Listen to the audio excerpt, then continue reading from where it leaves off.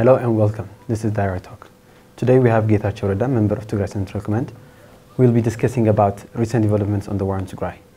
Getachew, thank you so much. You're welcome. Okay, first let's start with yesterday's statement by the Tigray Central Command that the Tigrayan forces have withdrawn from northern Wollo of Amhara territory. Why withdrawing? Have been withdrawing from northern Wollo. First, because our forces didn't have the intention to stay there indefinitely. It had everything to do with what we meant to achieve by our objective, which was to force the government's hand, the Addis Ababa authorities' hand to sue for peace. Obviously, rather than responding affirmatively to our calls for peace, the regime in Addis Ababa has opted for further escalation of the conflict by once again inviting the Eritrean regime or handing over its authority to the Eritrean regime to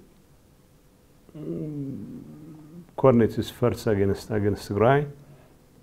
That's one area. Obviously, our intention was to force the authorities in Addis Ababa to sue for peace, but looks like it hasn't worked. Second, the efforts by the regime in Addis Ababa to try and dislodge our forces from the positions they had already taken hasn't worked. We have been in control of that part of the country for almost 38 now, 38, probably 39 days now. They have, apart from the 3 divisions we managed to neutralize after the first invasion on the 24th and 25th and 26th of August. We have been repulsing efforts after efforts of the Ethiopian regime to take back territories that had been taken away from it. Rather than managing to take authorities back away from us, it's been losing ground after ground. And fortunately or unfortunately, this involved the loss of tens of thousands of people, armed personnel. So it was clear that the authorities in Addis were not in a position to put up more offensive that would threaten our positions. And third, of course, it was becoming increasingly obvious that with the renewed invitation to the authorities in Asmara to join the fray, mostly after the 1st of September, I should think, was 30th of August, the theater of operation obviously shifted to Adiabo. So we realized that there was little or no point for us to focus on northern Wollo as a theater of operation, and we have to do something about the more concerted effort that's being waged against us in Adiabo and other parts of Tigray. So yeah, that's pretty much why we decided to withdraw from parts of northern Wollo. In the first place, it was never our intention. Second, our intention was about forcing the hands of the regime to agree to peace, which it is not ready to. Third, there is an increasingly more violent and more potent involvement of the Eritrean forces that's coming from the northwestern part of the country, and we have to deal with that challenge head on. And That's pretty much why we are withdrawing our forces from Northern Wall. So it doesn't change the fact that if and when there is a military need for us to go back to Northern Wall or other part of the country, would still be free to do so. But we are trying to send a message to the people of Amhara that we're not particularly interested in land, we're not particularly interested in territory, we are more interested in what we can do with territory than what that territory represents. Can you give us a picture of the battles in other fronts? Well, in northwestern parts of Tigray, in Ariabo, we've been fighting for the last 39 days. The Eritreans and the Ethiopians have joined hands there, and Abiy has sent about 3 divisions plus several commando units that are fighting alongside with about 24, 25 Eritrean divisions in the northwestern part of the country. Of course, the Eritreans had already also sent 5 divisions along with mechanized units through Barahle, which we have effectively neutralized.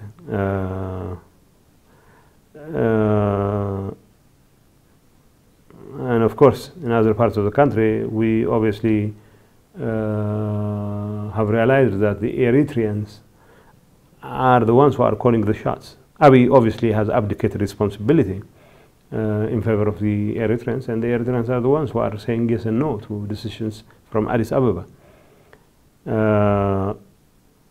And at Darkai, we neutralized enemy offensive, and we are in control of most of northern Gondar in that regard. In Wag, we have stopped their advance, but also repulsed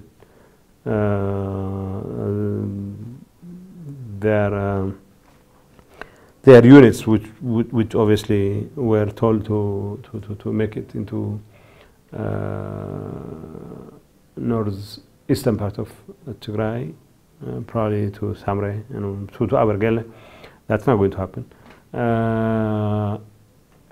In Raya, as I have already explained, they had made several efforts to break our defense lines. They didn't manage to do so. In Barahle, the Eritreans tried what they could and didn't work. But obviously, we are dealing with people who are hell-bent on bringing the Tigrayans to their knees, and I don't think they will stop they will stop anytime. But as far as we're concerned, we're still defending our positions, in many cases taking counter-offensive measures against enemy forces. Okay, let's proceed to continue the aerial attacks on different parts of Tigray, including the Ad-Dar massacre that was conducted on Meskel Holiday by Eritrean forces, which was unfortunately given less attention by international media. Why? The international media, it's not just the international media which is not paying enough attention. It is the international community itself which is conspicuously missing in paying attention to what's happening in Tigray. It's very unfortunate even international community, the humanitarian community, which is based in Mekelle and based in Tigray, is mostly involved in trying to keep the stories under wraps. I mean, not try to report things as they happen, rather focusing on things that are supposed to avoid inflaming their relations with the authorities in Addis Ababa. You know, humanitarians are supposed to stand for humanitarian values. They are not supposed to coddle tyrants. They are not supposed to doctor stories or reports in the interest of tyrants. it's very unfortunate that many in the international community here have difficulty working with. I know they are working in a very prohibitive environment where every report they write is closely scrutinized by the authorities in Addis Ababa. But then again, you know, it's one thing to try and work with the authorities in Addis Ababa, but it's entirely different to abandon one's humanitarian values. But it's very unfortunate. So the Ali Da'ro massacre is downright criminal in every sense of the term. Of course, WFP trucks have been targeted by drones. The Eritrean government has been targeting Tigray, Zalambasa, you know, all those areas. And it's been indiscriminately shelling areas. There has been little in the way of condemnation by the international community, including people who are based in Ma'ala. I don't exactly know for when they are trying to save their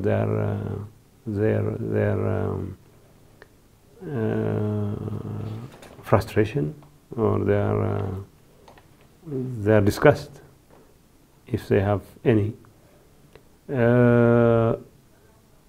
What happened in the Adil Aro is mind-boggling, because even the Abiy government, which obviously is operating under the instructions of the Eritrean regime, came out in public and said it was the Ethiopian government, not the Eritrean government, which did conduct the attack. Honestly, in the face of such heinous crime and destruction, it doesn't matter who was behind those attacks. The fact that there were people in the corridors of power who had the audacity to order such kinds of heinous crimes is downright scandalous as far as we're concerned. But yeah, the international community needs to say enough is enough. We're not dealing with a court issue where we have to come up with evidence with a probative value to persuade them into believing that this indeed has happened. Their own representatives have been witnesses. Their own representatives have been there firsthand to see what did transpire. But more importantly, the media is more interested in spots where the attention of the international community is particularly trained on. Whether Tigray is drawing the level of interest that other hotspots are drawing is an entirely different matter. But as far as humanitarian values are concerned, I think Tigray is as much entitled to that attention as other hotspots are. Okay, as you mentioned, Eritrean forces have been shelling different towns of Tigray, including Irob, Zalambasa, and Adigrat. And even the International Commission of Human Rights Experts in Ethiopia said Eritrean involvement in the war on Tigray is disturbing the Horn. So why do you think the international community is tolerating the Eritrean regime? Well, honestly, I can only make a wild conjecture in this regard. Is the international community counting on a sort of conclusive outcome of the conflict? It's 40 days now, and some of them are probably hoping that Tigray would lose and Abiy would come out victorious, and that's not going to happen, that much I can assure you. Some of them would probably be assuming that Tigray would be weakened enough to let go of some of the realistic and natural demands it makes of the international community to honor if it's going to be part of any meaningful peaceful process. Third, they are hamstrung by their lack of leverage.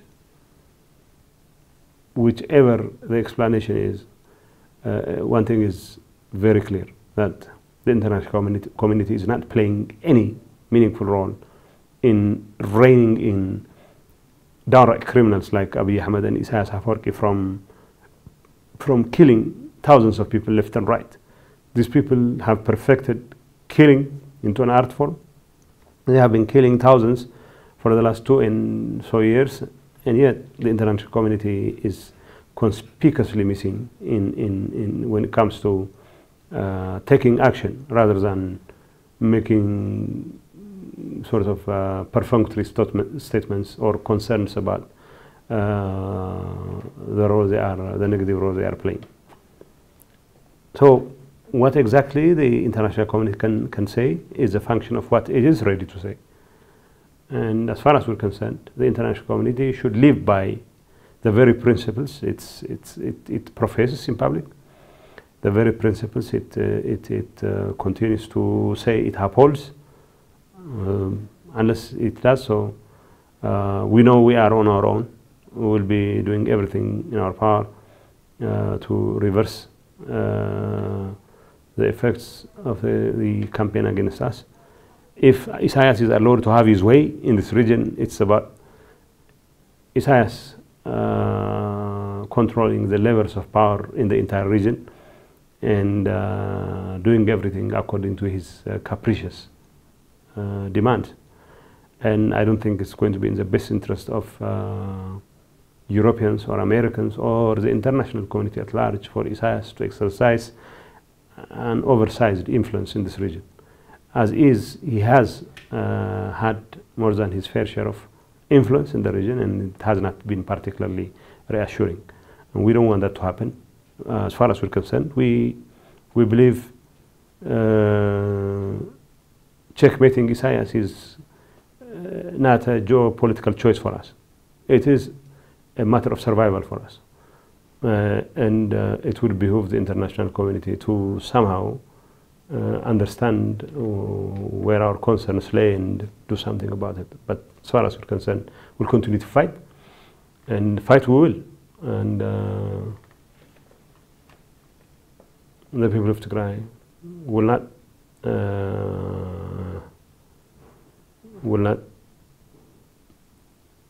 kneel down in the face of Isaias's time-honored tradition of exacting submission from his adversaries. That will not happen. That much the international community should know. Okay, given all these human rights violations by Ethiopian and Eritrean government and the international community's indifference to these acts, do you believe the international community is standing with Abiy? Well, standing with Abiy is not about coming out in public like Senator Inhofe and company in support of what he does in public. If you fail to condemn the heinous crimes that he has been committing, you don't need an evidence. I mean, you need an evidence to put him in a court in Den Haag, but you don't need an evidence to come out with a statement to denounce his acts. So the international community obviously is complicit with what Abiy is doing, what Isaias is doing, by not saying enough is enough. That much I can say is how problematic the role of the international community is. Okay, finally, does the government still stand in the belief in solving the conflict in a peaceful manner? Well, you know, peace is a matter of strategic choice for us. So I don't have to explain this at length, why peace should be in the best interest of the people of Tigray. It has been, and it still is, and it will continue to be our strategic choice. Thank you so much for it. All right. Okay, our viewers, this has been all for today's Diary Talk. Until next time, bye-bye.